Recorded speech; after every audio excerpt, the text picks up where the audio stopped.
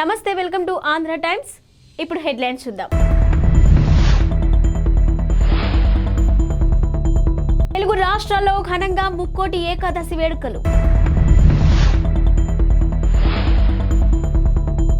చంద్రబాబు నివాసంలో చండీ యాగం, సుదర్శన హోమం.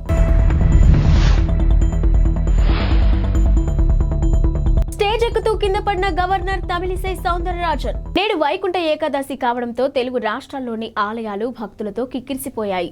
తెల్లవారుజాము నుంచే భక్తులు ఆలయాలకు పోటెత్తారు.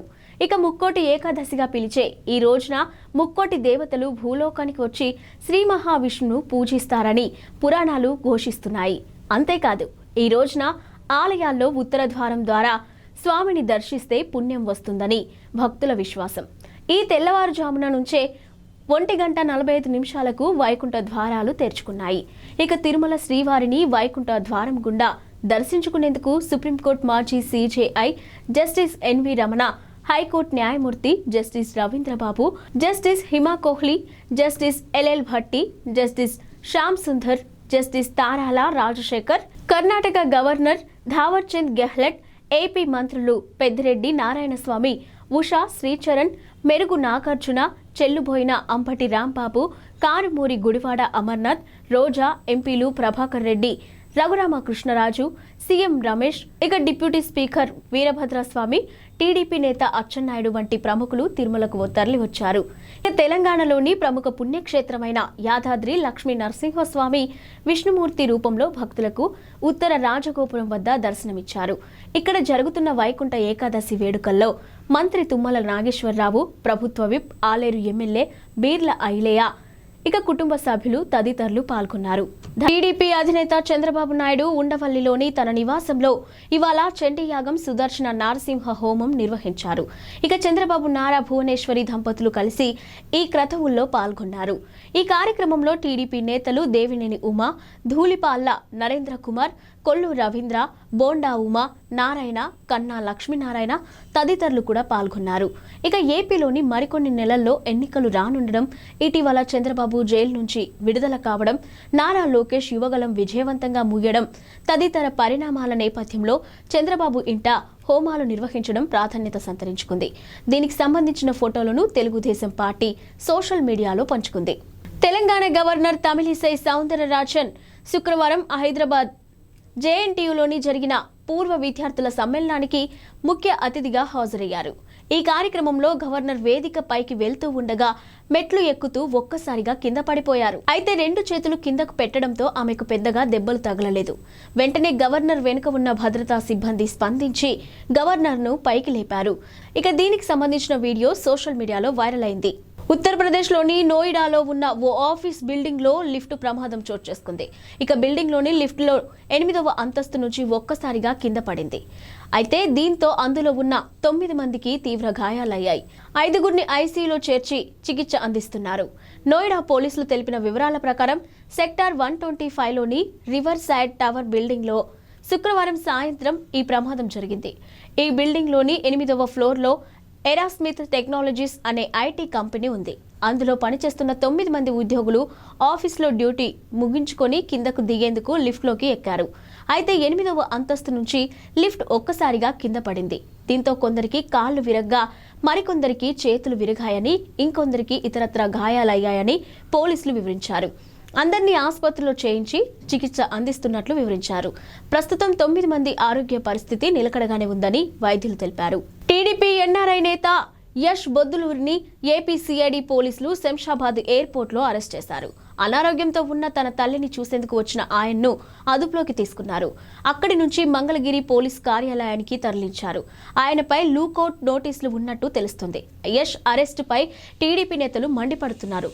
యష్ బొద్దులూరిపై ఏపీలో అక్రమ కేసులు నమోదు చేశారని, నిన్న రాత్రి హైదరాబాద్ ఎయిర్పోర్ట్లో ఆయన్ను అరెస్ట్ చేశారనే విషయం తెలిసి షాక్కు గురయ్యానని టీడీపీ యువనేత నారా లోకేష్ అన్నారు.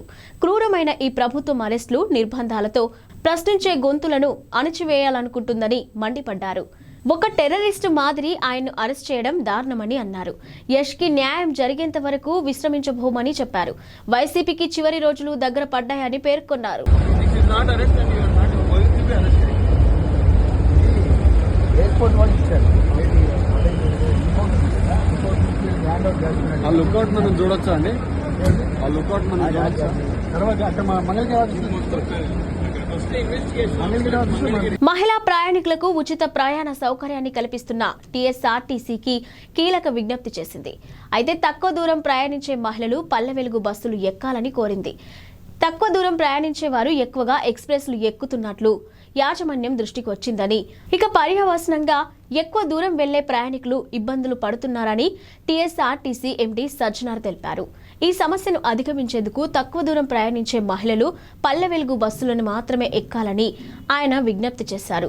మరోవైపు కొందరు మహిళలు అనుమతించిన స్టేజీల్లో కాకుండా మధ్యలోనే బస్సులను ఆపాలంటూ సిబ్బందిపైకి ఒత్తిడి తెస్తున్నారని, ఇకపై ఎక్స్ప్రెస్ బస్సులను అనుమతించిన స్టేజీల్లో మాత్రమే ఆపుతారని స్పష్టం చేశారు. ఈ మేరకు సిబ్బందికి సహకరించాలని సజ్జనార్ కోరారు. దూర ప్రాంత ప్రయాణికులకు ప్రాధాన్యత ఇచ్చి సిబ్బందికి సహకరించాలని టీఎస్ఆర్టీసీ యాజమాన్యం విజ్ఞప్తి చేస్తుందని ఆయన వివరించారు.